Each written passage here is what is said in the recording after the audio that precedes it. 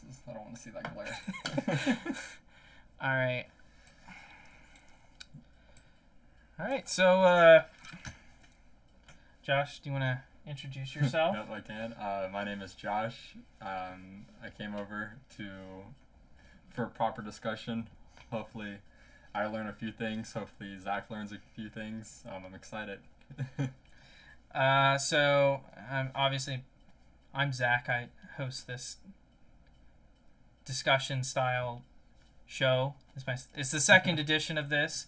It's called Devil's Advocate. So I bring people on.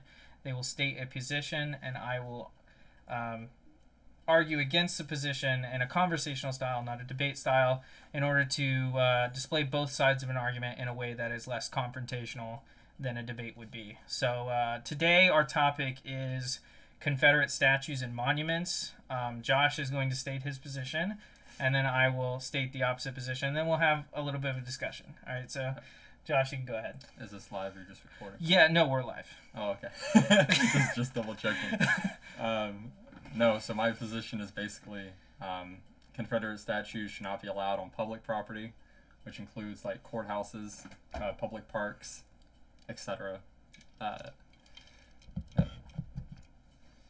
Okay. Yeah. So position I'm going to be taking is Confederate statues should be allowed on public property if the constituents of that area decide that they wish that Confederate monument or statue to be in that public place or public area. So you can go ahead and explain why you believe that they shouldn't. Why they shouldn't? Yeah. Okay. So when we fought the Civil War, obviously there's a lot of bloodshed on both sides. It was a horrific war, but you can't deny the fact of what the Civil War was fought over. And when the Confederate States seceded from the Union, you no doubt, the umbrella term is states' rights, but you can narrow it down to slavery. That's probably the biggest part of the Confederacy. And if you look into the Articles of Secession written by like Virginia, South Carolina, Texas, the big players of the Confederacy, they all state slavery as the biggest contributor to their secession. So whenever you have a war fought over a topic as heavy as that, and as dehumanizing to certain groups of people as slavery is, you can't promote that movement after the war. You can't idolize or place any monuments Confederate generals like Robert E. Lee, Stonewall Jackson, no matter how brilliant they were, because I will admit they were brilliant generals. They were probably the best of that era, but you can't. That legitimizes them, and it shows them their platform and what they fought for as something worthy of praise and monument status. Okay. Yeah. So the question I want to pose to you is, So would you be opposed to there being, like, for instance, like there's a couple of Confederate soldier monuments in Florida, specifically pertaining to certain infantry units that served out of the state of Florida in several battles of the Civil War. There were very few battles in our state, so I mean, there'd be certain infantry units that would be sent northward to fight on Civil War battlegrounds. Would you be opposed to the communities that these monuments are in to have a municipal vote by the city or the people of that city in order to determine whether those monuments should be allowed there? And first, let's answer that question first. Or I'll allow you to answer that question first before I pose anything else, because isolate certain independent variables. Yeah, no, I understand that. Obviously, heritage and tradition is a huge part of people and their communities. You can memorialize the character of the person. You can memorialize the person, because those Confederate soldiers, a lot of them were 18. They were as young as us. Some of them even younger, 16. It was hard for them to go away from their families. It was hard for them to leave their homes. So you can remember them, but when you put them in the form of the statue of the Confederate soldier, holding his rifle. You're memorializing that movement that he was a part of. Okay. You can memorialize the person, you can't memorialize the movement. Okay. So you say, so you would, in your position, you would say that this goes beyond a vote, that municipalities should just remove these monuments and memorials, regardless of the way that certain community feels, because of the ideology that they fought for. On the on public property. Yeah, on public property, yeah. obviously. Yeah. Like, for instance, in like a city park. Private property, I don't believe government should go as far Yeah, as... obviously. Okay. Yeah. I wasn't saying that you were trying to... No, I understand. I'm just making that clear. Yeah. But public property... So, okay. Mm-hmm. So would you be of the position... I'm going to try and steel man you here for a little bit. No, you're good. So you'd be of the position that because they were secessionists, not only because they were secessionists, and we shouldn't glorify those who try to rebel against the United States, but because of the ideology in which promoted their secession, there should be an understanding among the people of the United States that these people were rebels and that they were anti-American in their ideology, and therefore you shouldn't memorialize these people because of these things. So, when you say anti-American, that's a very...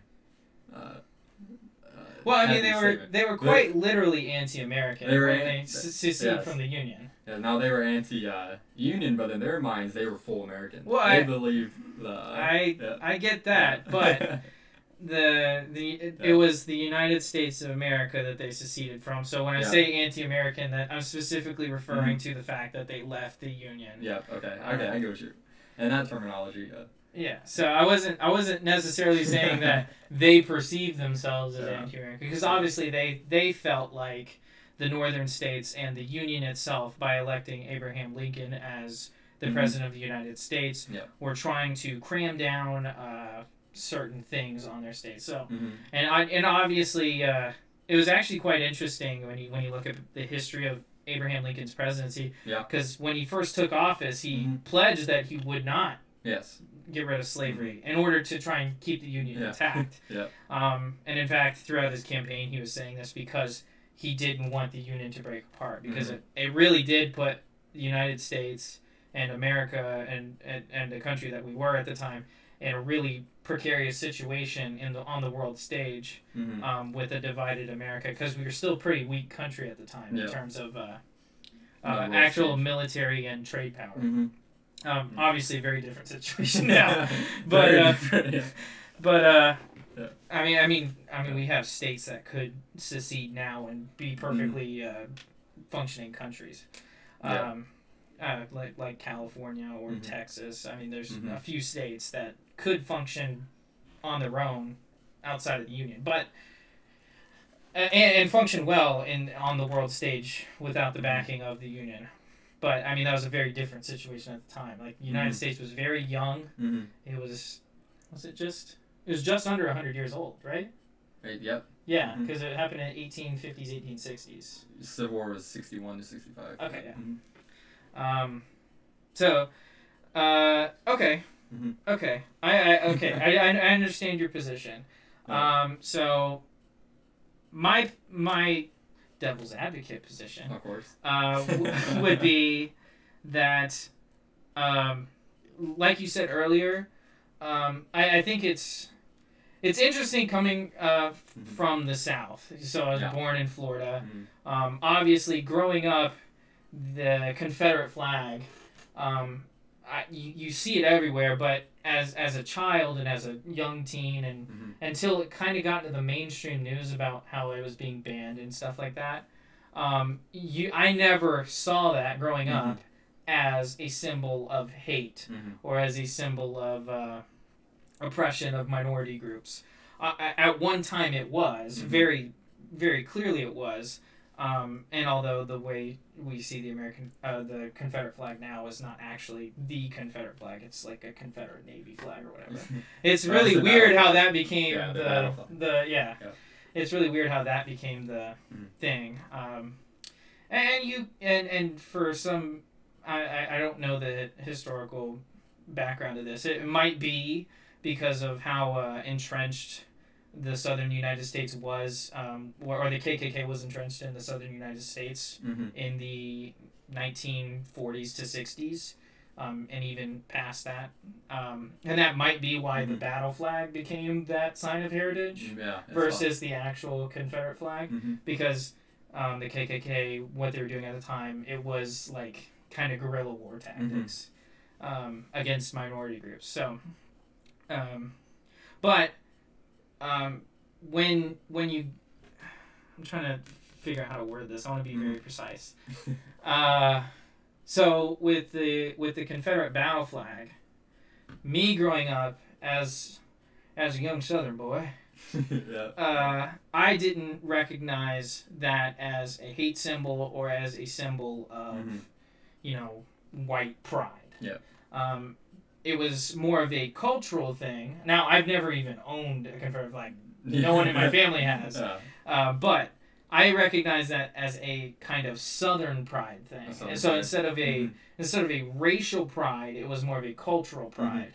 Now maybe, I mean, there's obviously historical precedent that cuts against that a little bit. But when it has been deconstructed from being something from a racial element and then reconstructed into a cultural element, by deconstructing it again and then turning it back into a racial element, are we doing maybe a disservice to the new reality that has been created by making it a cultural element and turning it back into a racial element? I think you nailed it on the head when you said it. You said it, the historical precedent to that. It's important to know where symbols emerge from. It's important to know absolutely. where their origins came from. Because it represented slavery at the time. I should reword that. It didn't directly represent slavery, but it represented the states who seceded because of slavery. But you can't. That goes along with being a traditionist and historical buff, is when you learn about it and you learn about the origins, you have to take it into consideration. So when you go back to like the origins of the KKK in the 1870s, and you see the reemergence again in the 1910s, 1920s, and then they kind of hit their height in the 40s, 50s, 60s. Right? Or am I incorrect on that? It depends. And membership-wise, I think their biggest resurgence was their second reincarnation. Their first one was probably their most violent, the one right after the Civil War. Okay. But when they were brandishing the Confederate flag and Confederate, so we'll just go in the broad Confederate symbols. Okay. We'll go broad Confederate symbols. Confederate symbols. There's a reason why they were doing that, because of it represented so much what they wanted to accomplish. It'd be the same way. This is to a much more drastic example, but it'd be the same way as like neo-Nazi groups brandishing the swastika because of what it represented in Nazi Germany. So again, so going back to my point, when we talk about, obviously there was this history behind this. So I'm breaking it down into this particular symbol. I mean, we're going away from the soldier because, I mean, obviously there's still fights going on about, I mean, I know the state flag of Mississippi is still being argued about. I think they are going to change it. I think I read something. Something they're going to change. But I know that South Carolina took down the Confederate flag from all their federal buildings. But I used to have it. So it is still kind of a relevant symbol. So my question goes back to, understanding the historical precedent. Once that symbol has been deconstructed, that racial element has been deconstructed, and then has been reconstructed into a more productive cultural element, to then deconstruct it again and then reconstruct it around race, while understanding the historical precedent. Does that do more harm than good, in your opinion? I think it goes beyond my own opinion. Because there's a reason why there's such a wave that we're seeing today of backlash against Confederate symbols. But the wave isn't new. The wave's been going on since the first Confederate statue was raised, or I'm trying to think of what year it was. It was probably like 1867. Yeah. I think it was something like that. Well, I know a lot of them were done in like the 1920s, like several years after the Civil War, and it was by a group. I think it was like, it was like a women's group that went around the South and promoted the raising of Confederate memorials. I can't remember the name of it. I'm not positive on this, so anybody can go and fact check this, but if anybody can Google, I believe it was the Daughters of the American Revolution that might be it. Mm-hmm. Yeah, I know it was this group of women who went around advocating for this, and then a lot of them went up several years after the Civil War had ended. Yeah.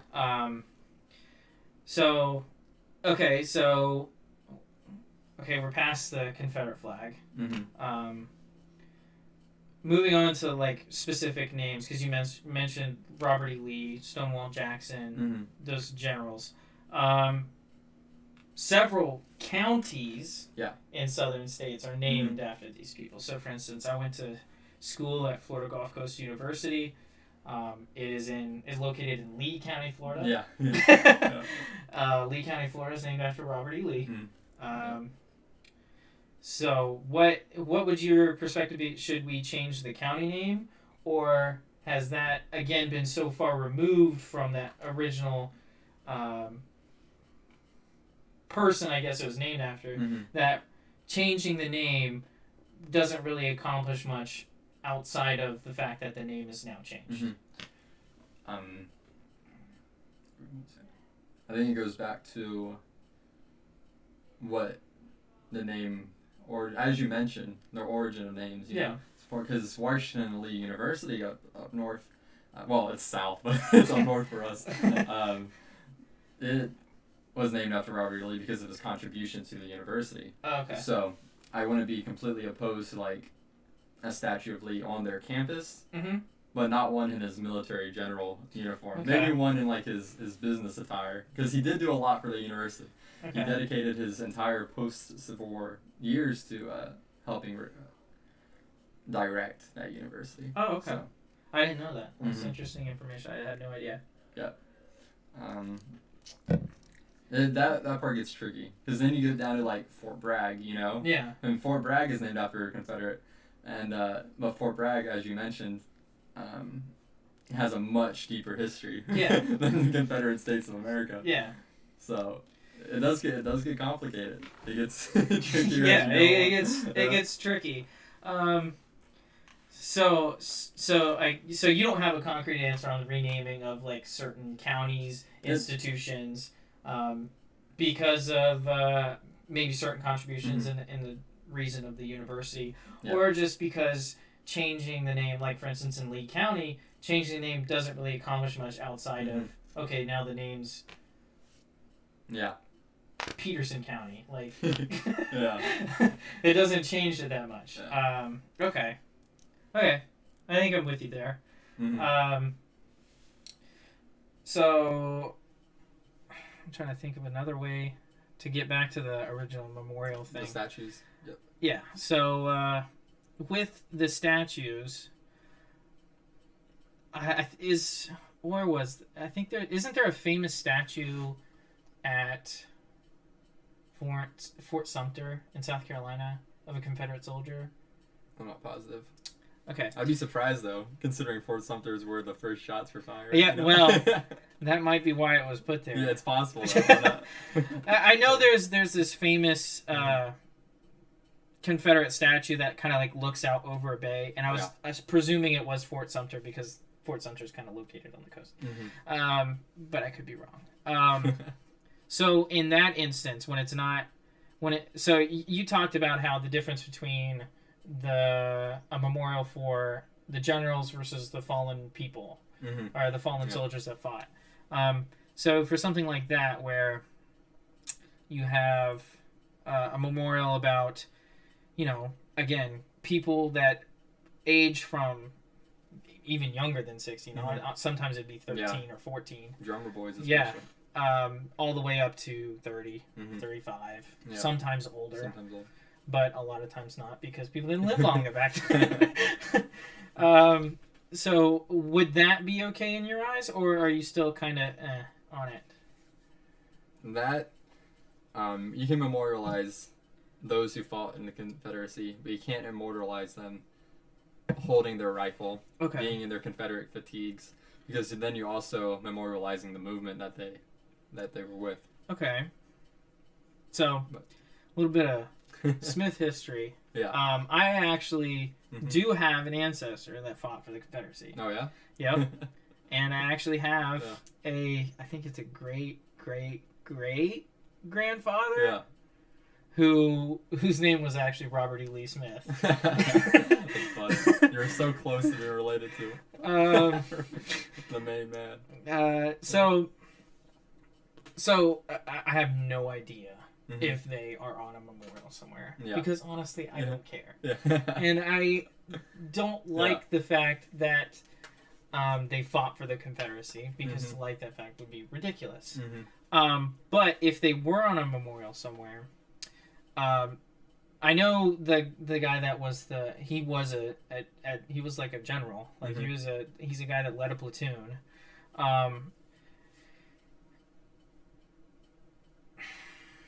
If, say, someone was related to a general, I'm not saying that I would defend the fact that my great grandfather was a general in the Confederate Army.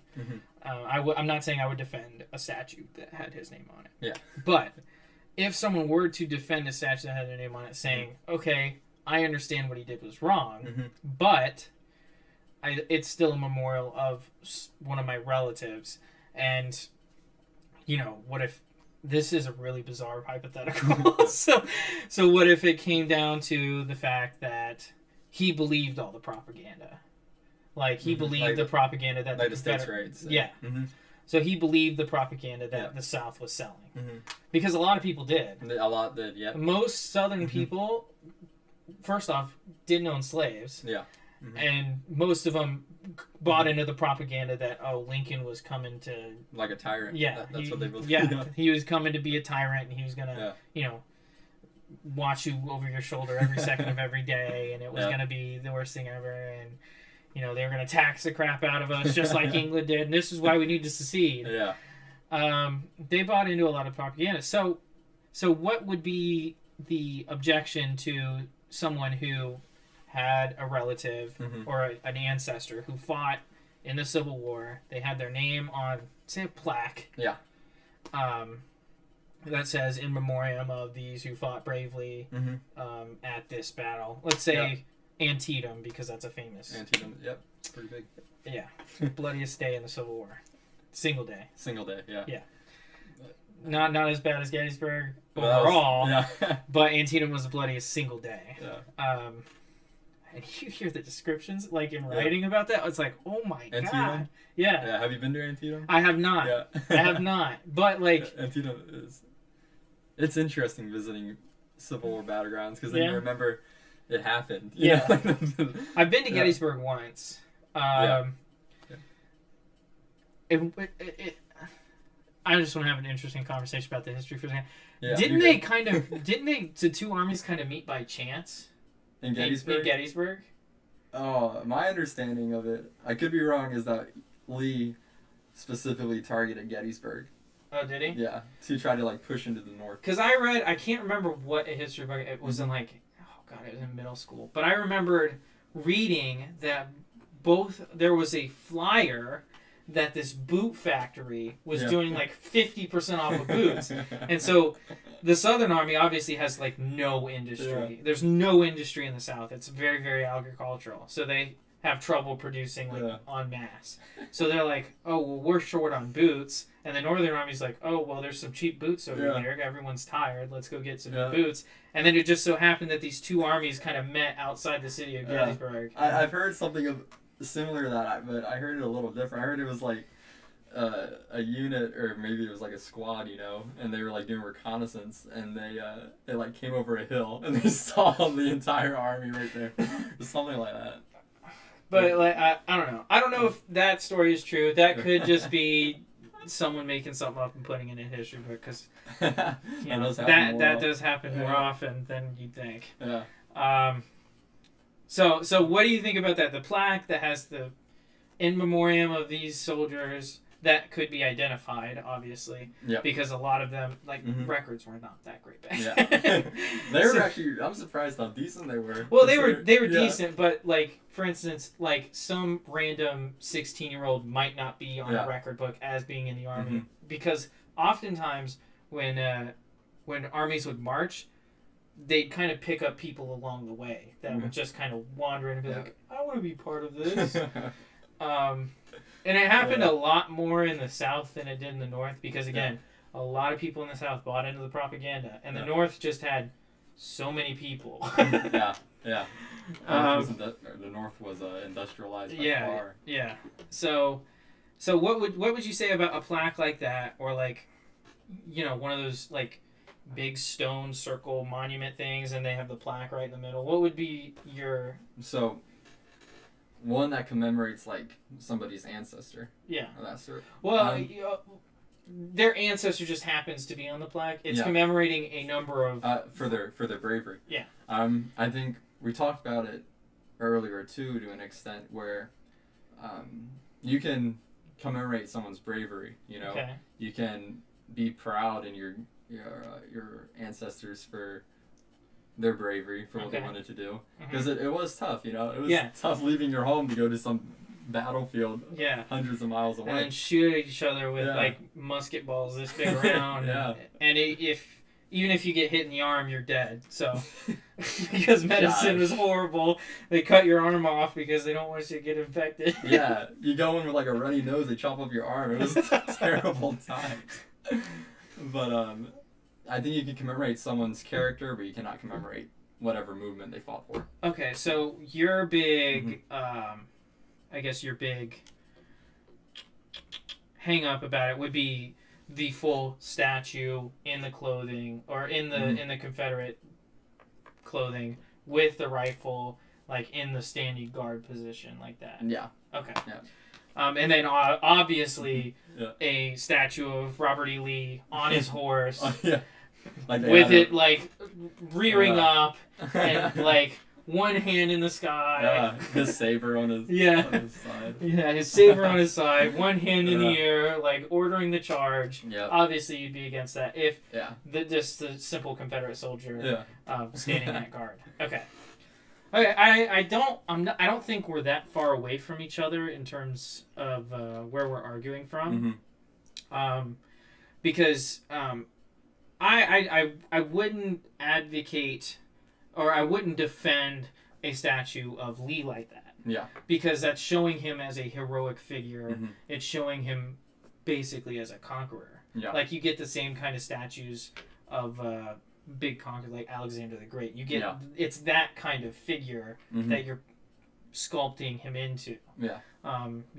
Like there's tons of famous statues of great conquerors on the back of a horse with the horse rearing up and they have their hand in the air.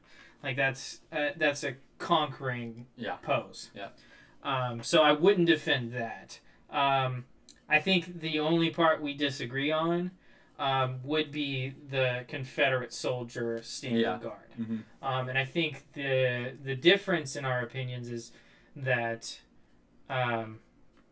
I could be wrong, and you can correct me if I'm wrong, because I'm trying to take I'm trying to steel man you again. So you believe that, so in your opinion, them being dressed in the Confederate outfit in their little hats, that in and of itself is showing support for the ideas of the Confederacy versus the simple name on a plaque in memoriam these men who've died and fought bravely at this location. So is that's basically where you're at? That the uniform itself shows support for the ideas behind the uniform. Yep. Okay. So where I disagree with that on would be, for instance, if it was a statue of Stonewall or Robert E. Lee, it'd be clear showing support. It'd be much more clear because these are the heads. Or, for instance, a statue, I can't remember the guy's name off the top of my head. The guy who was the president of the Confederacy. Jefferson Davis. Jefferson Davis, that's his name. For instance, a statue of him obviously is showing support. Yeah. Obviously is showing support for the ideas that he promoted, mainly slavery. Yeah. But when you're talking, when I look at a Confederate, like a simple, like nameless, faceless Confederate soldier statue, to me it's,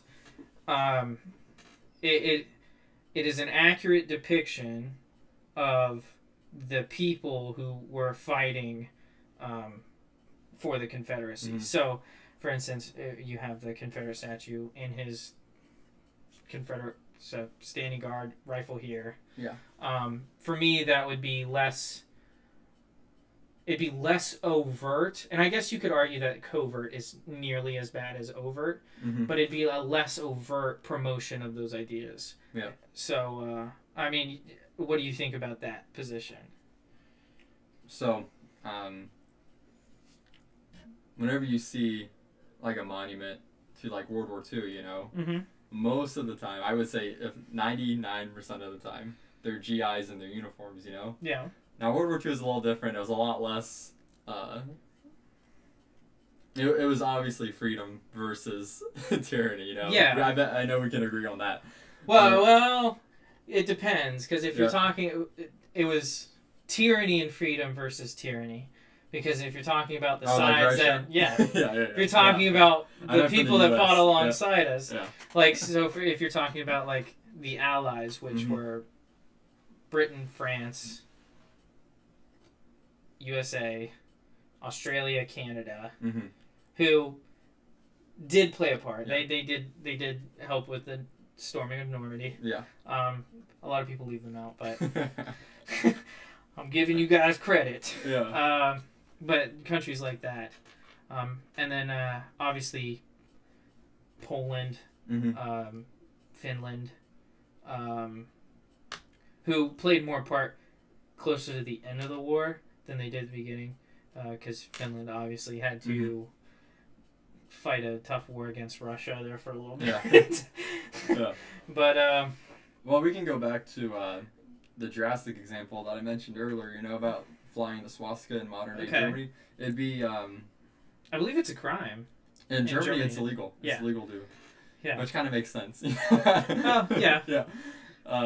And the South was bad, but the South never like systematically tried to exterminate. Okay, so you think that because a lot of people don't make this distinction, or they make the distinction in the exact opposite way. They equate the Confederate States of America with the Nazis in Germany, which I think is an unfair comparison, because there was a system in which people were oppressed in the Confederate States of America, and that system was called slavery. But there wasn't a system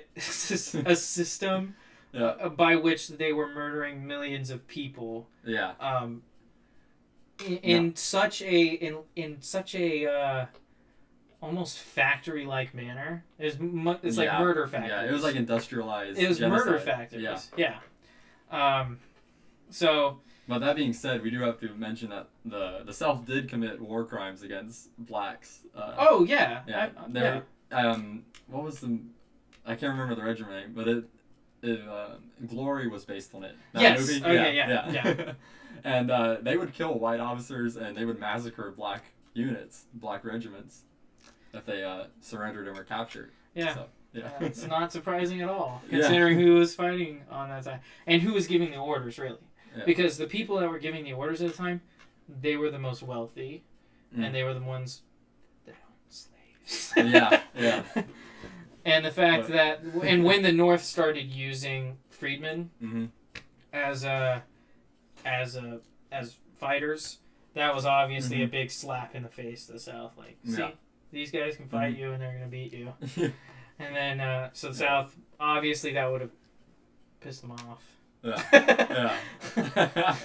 So, So do you think that? So you obviously don't equate the CSA with Nazi Germany. I would say they're in different spectrums. Yeah. Yeah. So they're on the same line. Yeah. But in terms of good to bad, CSA is like here, and Nazi Germany is like over there. Yeah, Nazi Germany was a special kind of evil. I don't even know if it's special just because of how commonplace we've seen it since then. Like the Soviet Union has, as you mentioned, they were tyrannical. They massacred people. I'm not gonna defend the Soviet Union or Mao's China. It's I've seen people do it unsuccessfully, but oh my gosh, I'm not gonna. There is a resurgence of communism nowadays, and that's dangerous. Yeah, but I'm actually my next episode's with a communist, so that should be fun. He's a good guy. No, usually they're pretty nice. It's just when they get into power above you is when.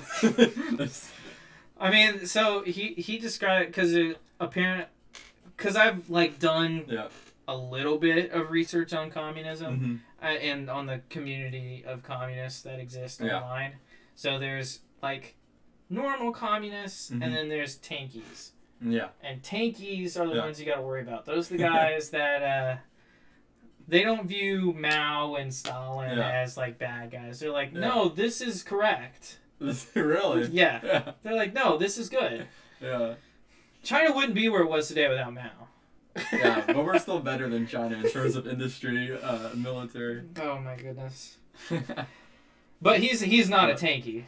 And I've had conversations, not super long, in-depth conversations about it, but that's for next time. Right now we're on the Confederacy. So we talked a little bit about how the Nazi flag or showing support for the Nazis in Germany is illegal. Yeah. Would you support something like that in the United States? No, because of freedom of speech. Okay. Yeah, no. But I think people should be educated on the origin of the Confederate flag and what it stands for and what it means to so many people. I have absolutely no objection to that.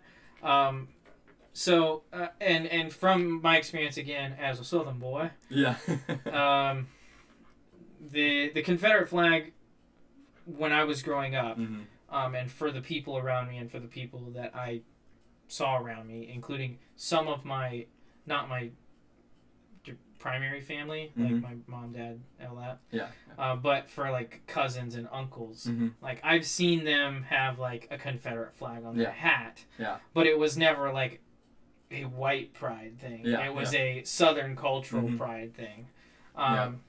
So I actually think that turning a symbol like that, which was so pervasive and was at one time a white pride symbol, into something that and deconstructing that and then reconstructing it into something that can be useful and something like a Southern cultural pride symbol.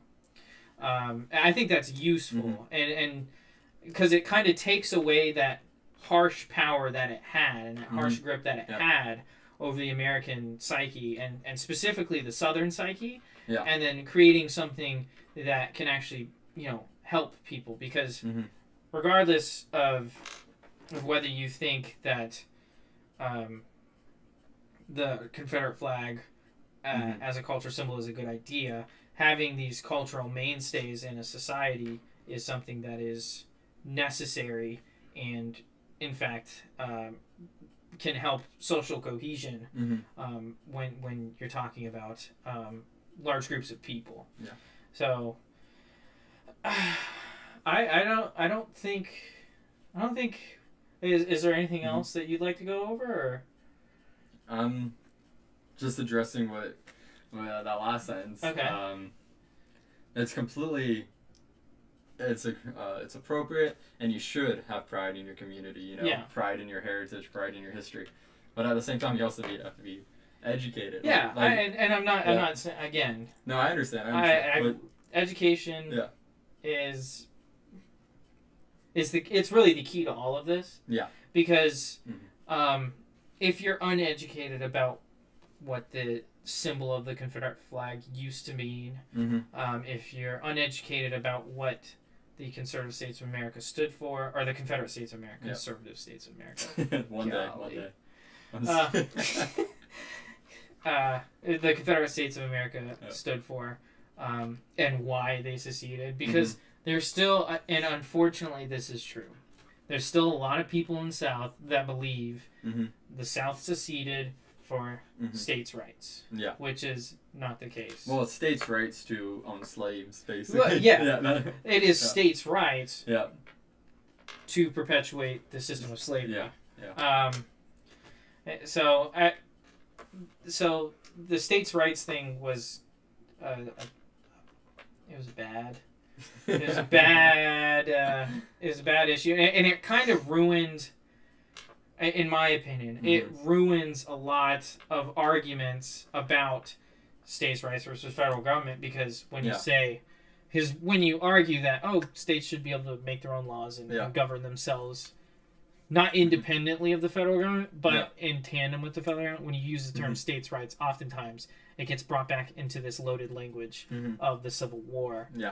So that can make a lot of conversations unproductive when you say something like states' rights. It's linguistically very, very loaded. It's very vague. And very vague. So it's important to be, when you're having a conversation like that, it's important to be ultra specific. So like states' rights are important. They're I mean, that's what federalism's all about. And I love federalism. You love Hamilton. I love Hamilton. It's my favorite musical. But so your whole thing is be educated, know the history. You were a history major, correct? Political science. Political science now. Okay. Yep. That was my mind. But I was a history major. Okay. So political science major. Used to be a history major. Okay. We're just gonna go a little off topic. Why did you decide to change? Political science. So they say you should do what you love, and I'm okay with either fields. I have a soft spot for history because I've grown up studying it, grown up reading it. Actually, now that I think about it, I wouldn't mind either. I would be okay with either fields. It's just about right now trying to get into like local politics. Oh, me too. High five. Like I want to get into politics, but like the kind where you're away from everybody. So I've actually thought about this for a long. So the reason I've already talked to, we talked a little bit before the stream started about why I'm a registered Republican, and it's it's because there are segments of the Republican Party that are very libertarian, and there's a lot of them that are more neocon. Pro-war. There's different sects. There's a lot of different sects, and unfortunately, the Libertarian Party doesn't have a legitimate voice in the larger political scene nationally. So, and I have not even heard of a libertarian candidate running for office in Florida, which is surprising because the Cato Institute releases a study every year on the most free states in the United States, and the Cato Institute, for those who don't know, is a libertarian think tank. They release a study every year about the most free states in the union, and 1 and 2 always goes back and forth, Florida and New Hampshire. So, and the Libertarian Party has almost no presence in the state of Florida. And it's just did you watch that debate the Libertarian Party had in Orlando? Yes. They're crazy. Yes. And a lot of them are crazy. So a lot of them... Which is unfortunate. Unfortunately, the Libertarian Party is dominated by a section of libertarianism called anarcho-capitalism. And it is so annoying because the anarcho-capitalists believe that government should be abolished and that capitalism should reign supreme. Capitalism is the only governing force that we need as a society. And it's just like... like I'm pretty libertarian. I would say independent, Both parties right now are very... I think there's good members of both parties. So I agree. I supported Tulsi Gabbard in the Democratic primary. Yeah, she was pretty good. She was great. Good. I loved her. and unfortunately, apparently, no one else did. So well, okay. Like the Democrats didn't like her. No, but a lot of people liked her. A lot of people liked her. Yeah. I think she was a pretty bipartisan candidate, actually. I thought she would have been great. I thought, honestly, if she would have been the nominee, I think she would have run away from Trump. I think it would have been probably a 40-state landslide. Yeah. Well, Trump supporters are very passionate about him. I know. I have family that are Trump supporters, obviously, because I'm from Florida and in a very conservative part of Florida. Yeah.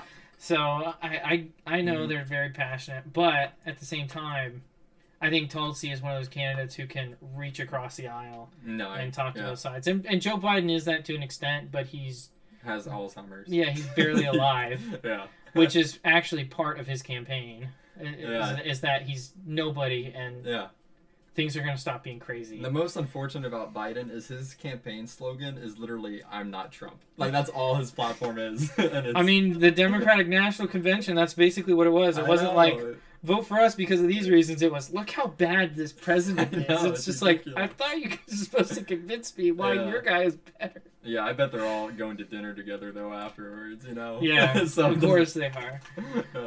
But gosh. What? Just two-party system. It's great. I love it. But libertarians are the third biggest party, and they're horrible. Which is unfortunate because it has great ideas. Libertarianism has some Libertarianism is really good ideas. There's actually a meme, I don't know if you've seen it, where it says libertarian ideals, and it's like a beautiful painting of a fox, and then libertarian candidates, and this is like ugly fox puppet that's like got hair falling out. I know what you're talking and it's about. like, no, that's true. Mm-hmm. I do like, I have donated. It's the only political donation I've ever made in my entire life. I did donate to Jo Jorgensen's campaign because I do think she's actually a very, very good libertarian candidate. I think she's much better than Gary Johnson was. Yeah. Gary Johnson was... I know that he is a libertarian, but he proposed some things that I'm like, how could a libertarian... ever believe this is okay. Like he proposed a carbon tax, and I was just like, libertarians proposing taxes? What is this? Yeah, proposing taxes. So that was I ended up but that's the only political donation I've ever made was to Jo Jorgensen's campaign. I haven't decided whether or not I'm going to vote for her. It depends on if whoever's running her Twitter account can shut their mouth for 2 seconds, and if the Libertarian Party Twitter account can shut their mouth for 2 seconds. Because if they can't, I don't know who I'm going to vote for. No, I get that. I understand that completely. Because, like, they'll say things that are just so antithetical to the idea of libertarianism on their Twitter account. I'm like, what? I think it's important we talked about the topics of government, the topics of modern day government, because you can take it back to the Civil War, and when the states seceded, most of them, 90%, all of them, because slavery was like the status quo at the time, believed they were seceding for just reasons, they so we got to be careful nowadays to make sure we're fighting for justified reasons, that history is gonna be fond of us. I mean, you're absolutely right. And again, when you're talking about most of the soldiers in the South, they weren't coming from slave-owning households. That was a minority. It's the same minority as those who make over $1 million in the United States. Because that's the kind of wealth that people that owned slaves had. Now, there were people who did own one slave, and it was basically they helped around the house. The term is house slave, pretty sure. If I remember Django Unchained correctly. But I mean, they helped around the house. Like sometimes, like an old couple would have one because they were old. But I mean, when you're talking about a majority of the people fighting for the Confederacy, a majority of them did buy in to this propaganda that was put out about how Abraham Lincoln and the United States government are going to be tyrants, and that's why we must secede and make our own country.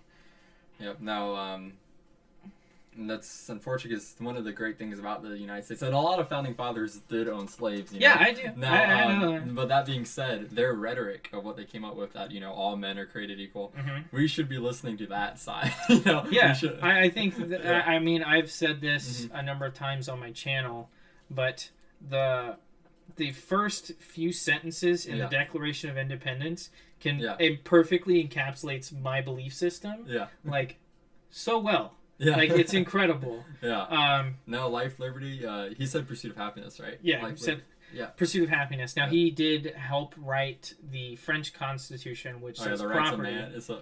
Which says life, liberty, and property. Yeah.